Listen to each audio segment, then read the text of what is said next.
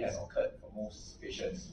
And therefore, we usually, just tell patients that the first 3 months is the time when, if you want to expect good recovery, that is the time when you expect it.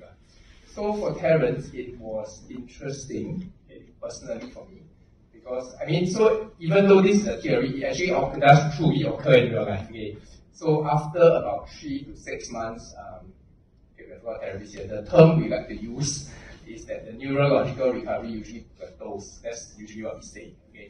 It's quite obvious when you will see that you try your best, you put in a lot of effort for therapy, but the neurological recovery, so for example, the improvement in strength, for example, usually tends to flatten off after a period of time.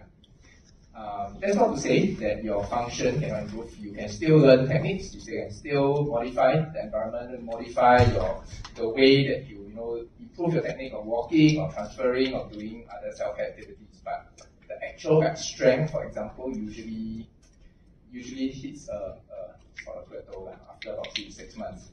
But what happened was, for Terence, I found very interesting. So the stroke affected his upper limb, right, the arm. And it was quite, at the start, we call it dance, which is quite severe. And when I first saw him, it was still not that great, right? But he suddenly had, during a period of time, I can't remember the exact time frame, but I think if I recall correctly, about 6 to 9 months into the stroke, he actually had a significant improvement in the strength, actually.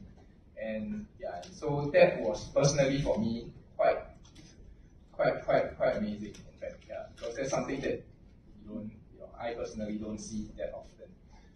Yeah, so hope that answers.